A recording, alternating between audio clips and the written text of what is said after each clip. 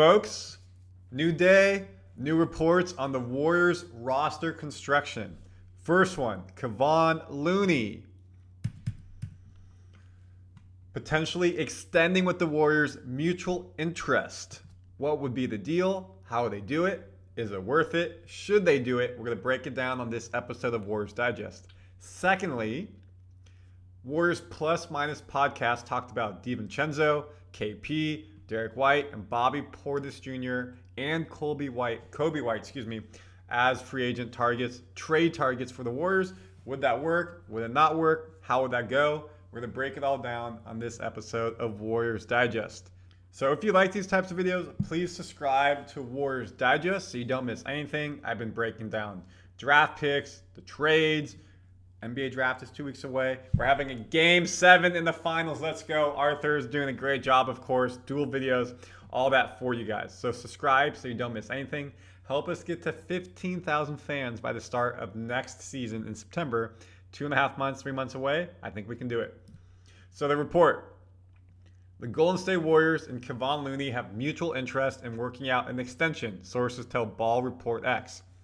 Looney has spent the past 10 years with the Golden State Warrior franchise and prefers to remain with the franchise moving forward. It would be a 2 to 3 year deal that would be perfect, that would benefit both sides. We drafted him out of UCLA, so let's look at what he's done. Again, he's now coming into his prime at 29. He's made $42 million in his career. His deals have been relatively small. He got the biggest deal of his career this past one. You can see $7 million, $7.5 million, $8 million. If you want to see the graph breakdown, there you go. Nice little hockey stick graph for him going up, getting the deals. You look at the contract he's currently on, 7.58. He's a free agent coming into this new season, 25-26. So does he stay or he goes? We know Golden State loves him. He's a great locker room guy. Steph loves him. Draymond loves him. Kerr loves him. But in terms of him playing, he did not have the best season of his career. He talked about last offseason that he wanted to be a better shooter. The NBA game's evolving. He's got to shoot threes. He's got to be able to get outside. He shot 5 threes, made 2 of them. And y'all remember when he made the threes, people went crazy on the bench. Crazy. He's not getting you scoring. He gets you good rebounds. You look there, 462. Again, he did not play a lot towards the back half of the season. Still got you 6 rebounds a game, which higher end of his career. Offensively, he gets good rebounds. Laterally, side to side, he can't stay with a smaller guard anymore. He's not getting you many points, 4.5. So if he wants, and the deal is, we go back really quickly, a mutual interest in the extension, he's getting 7.58. You think it was 3 years, $22 million. That he'll want more moving into his prime years. Maybe he'd be willing to take a hometown discount. If we go back to this graphic, folks, we've been talking about this with Kuminga. Warriors project a salary 171 right now with no free agents. If you bring in Kuminga at say 25 million, you look at column D down, cap space 16 million. They're at 170. Kuminga 25 million puts you at 195, meaning first apron, they would be basically right there. Above it, they can't go up the second apron. That's $9 million a play. So why do I bring that up? Because people talk about unrealistic contracts and trades. This means if you give Kuminga 25 million, restricted free agent, you have basically 9 to 10 million to play with. Kevon, 3 million, 4 million, because you have to get a guard, you have to get other players to fill it out. It's tough. So Kuminga's deal really plays a part. I think Looney maybe comes in between 5 to 7. There's no way they can give him more and continue to fill out this roster. You have TJD, who is locked in. Your column 10, locked in at $2 million. You got Post, who will come back. But other than that, you don't really have a big man. So you're going to need to lock in either via a trade or get him at a discount. If Kuminga walks, you have more flexibility, but that's going to be tough. And that takes you to that second report, folks, of potential players the Warriors may go get, and how would that work? Again, this is not confirmed. This is just people talk about hypothetical fits on the Warriors roster. So let's start with KP. He has a $30 million cap hit. He's going to the final year of his deal with the Celtics. Jason Tatum, obviously with the torn Achilles, we wish him all the best in his recovery. They're bloated roster. They have new governorship ownership coming in. They want to probably get down is what the reports are. KP going into his final year, 30 in his prime, can probably cash out and get some young players. For $30 million, if the Warriors were to do a trade, again, just making the money work, it would have to be Draymond, but I don't think Celtics are getting Draymond if they're not going to compete next year without Jason. And he's much older than their core. So how would you get there? You'd have to be like Moody, Hield to get you to $21 million and draft picks. So if you want me to do a draft simulator, we can do that for another episode. But I'm just trying to show you high level. When you see stuff like this, for KP at $30 million, it's very tough to get to. Again, because we're so bloated top heavy with Butler, Curry, and Draymond making about 80% of the salary, 75%, 70%, around there. It's hard to make that type of trade. Now, would you want that trade? KP would fit the Warriors offense very well. He's great in the pick and roll. Obviously, he can shoot the three. He can get into the paint. Better on defense than people give him credit for, I would like to say. And he had a pretty good season last year, 19.5 points. Again, he was hurt. Playoffs, they were saying he had some type of illness as well. 41% from three, high 30s his whole career. Field goal percentage, high 40s, a couple of low 50s there. Just wasn't the healthiest this season. There have been times when he's not healthy all season. But as somebody where I think he can come in and do a good job, your starting five would then be KP at the 5, Draymond at 4, Butler at 2 or 3, Steph at 1, and someone else at 2, maybe Moody. People say, well, just do KP for Draymond. You have to be realistic. Celtics aren't getting Draymond. They're not going to trade Draymond for KP. Now, another player they mentioned is Bobby Portis. He has a player option.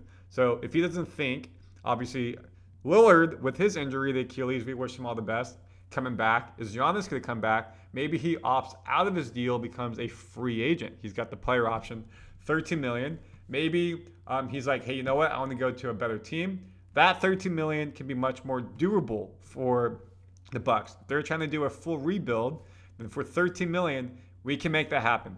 Moses Moody for Bobby Portis. They get somebody who's much younger, athletic, different position player. Moody, of course, is on the wings. Portis can play more of like a 3-and-D-S, but he's more of like a power forward. You could get that to work. Maybe they want Quinten Post. Think he could be their player of the future, kind of do what Portis and what Giannis can do. Young. Now, again, that's only $1.9 million, so you'd have to throw another player in there or two, some draft picks. But Bobby Portis could be, if you're trying to win now, Portis has that pedigree, winning with the Bucks, and the money would work. So then how would you make that work right here?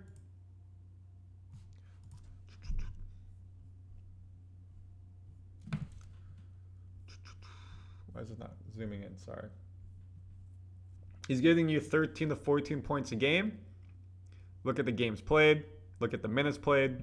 Look at the field goal percentage, 46%. Look at 3, 36%. Has been high 40s, low 40s, 30s. Would be a good fit for the team. 6'10", again, forward, can do a lot, and brings that tenacity. Him and Draymond on the same team. Whew! A lot of technical fouls may be coming. So I wouldn't be opposed to this, but you'd have to make it work because of the money. And it's feasible. Now we talk about Derrick White, who would be a great player next to Steph Curry. We saw that in the Olympics. They played a little bit. Obviously, no Steve Kerr from being the coach of that team. A bit older at 34, but we saw him be a great defensive player, a great wingman to Jason Tatum and Jaylen Brown. He's going into a player option of $34 million this upcoming year, getting paid, folks. You want to see how much he's made? 4-year, $118. His total career earnings may shock you. $198 million when that deal is up. $200 million. Woo. Woo.